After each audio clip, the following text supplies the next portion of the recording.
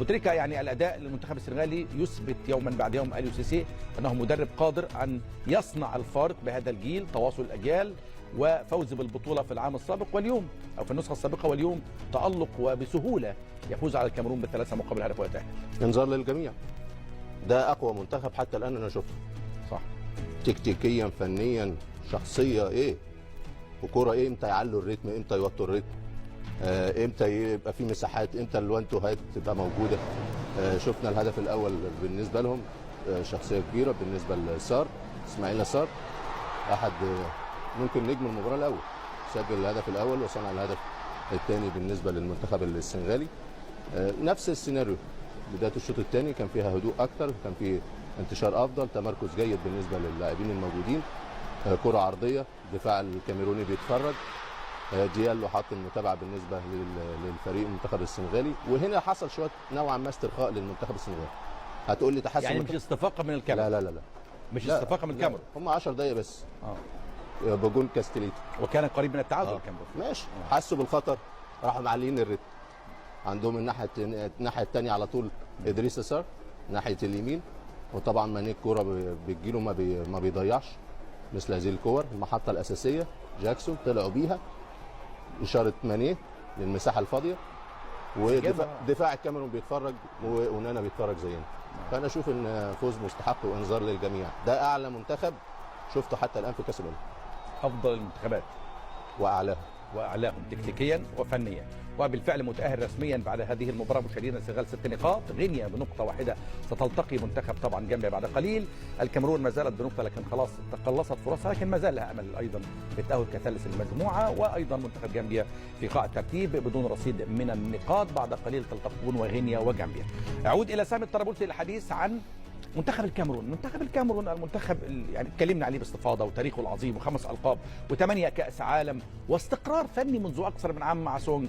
ولكن اليوم انت تحدثت معي تحت الهواء في كلمه، قلت عندما مدرب ياتي الى بطوله ويغير 5 لاعبين بعد اول مباراه، هذه 100 علامه استفهام امام هذا المدرب. هو اكيد معناتها انت ماكش مستقر على التشكيل، وماكش جاي بدون استراتيجيه، ماكش مقتنع معناتها باللاعبين اللي تلعب فيه، ماكش مقتنع معناتها. انت تنجم تجي البطوله لاعب ما يكونش في يوم ولا ما يكونش في مستواه، تغيروا 2 ماكسيموم، لكن تغير 5 لعيبه معناتها غير منطقي. وحكينا احنا بين الشوطين اللي كانوا اذا ما مشاش للحل الثاني والاستنجاد بسامويل ايتو مستحيل معناتها الكاميرون. سامويل ايتو ازاي؟ خاطر ما عنده ولا مهاجم معناتها، المهاجمين كرات مثل هكا معناتها مستحيل، يعني مستحيل باش يسجل جول. والله بكرش ايتو ده يجيب والله والله لو جاء في سنه هذا ايتو ما كان موجود اكيد بيجيب جول معناتها حسب رايي. لكن زاد معناتها الخصم اللي مقابل خصم رائع اليوم.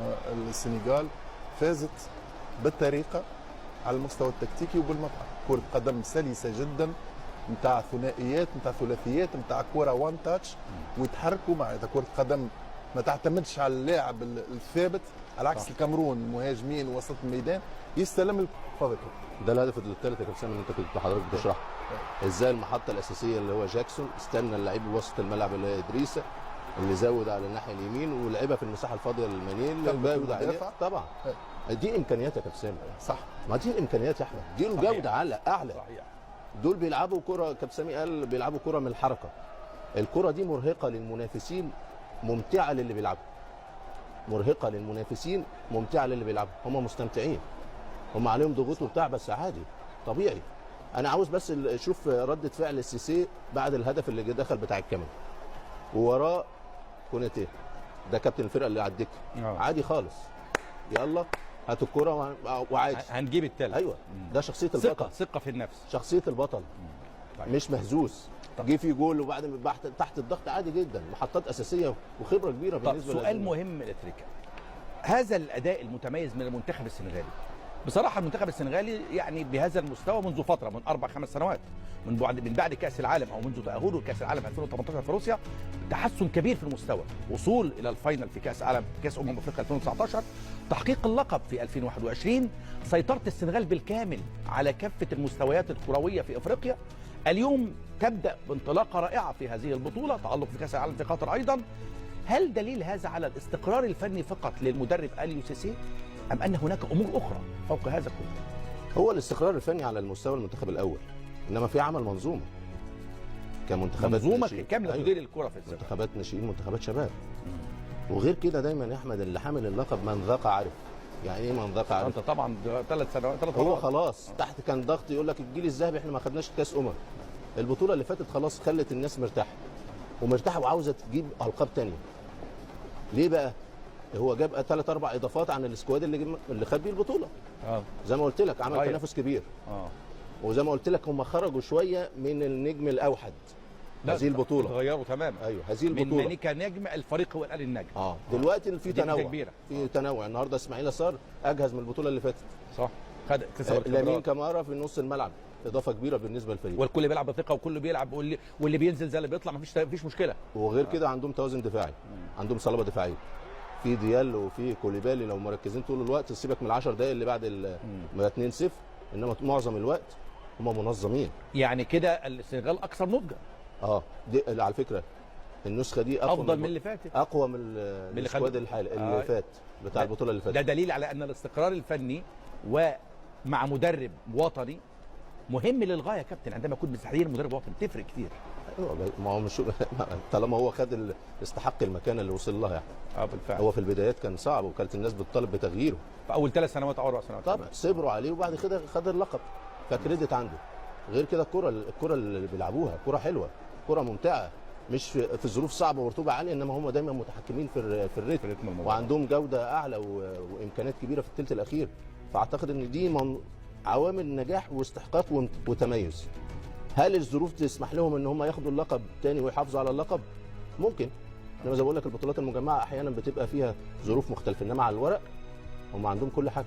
تمام. كلمه اخيره يا كابتن ابو تريكه عن المنتخب السنغالي وتوقعاتك له في هذه البطوله. اللي بعده عاوزين اللي بعده زي ما عصام شوال امين وحاتم مش يبقوا جاهزين. اللي بعده شفنا السنغال ماتش حلو. انت قصدك السنغال بتقول اللي بعده ولا انت اللي بتقول اللي بعده؟ لا عاوزين اللي بعده عشان الناس جايه متاخره بقى. يلا عشان تدي وقتهم. صح يا كابتن؟ اكيد. تمام كده. كلمه عن ما يقولون كنا قريبين هل تشعر بالفعل انهم بيتكلموا منطقي؟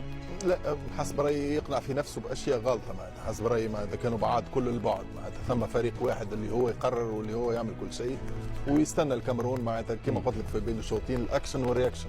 معناتها واحد يقرر شنو يلعب شنو يعمل شنو يسوي في الملعب والثاني يستنى اغلاط الخصم ويحاول يستغلها ولا يستنى كره ضايعه معناتها ولا تمريره سيئه باش يستغلها. ما ثم حتى توجه تكتيكي، ما ثم حتى افكار في الملعب. حسب رايي منتخب خساره مستحقه للكاميرون. منتخب سيء للغايه. ويا ريت قلنا كان فضل في مانشستر. يلا بينا. شكرا كابتن محمد ابو تريكه.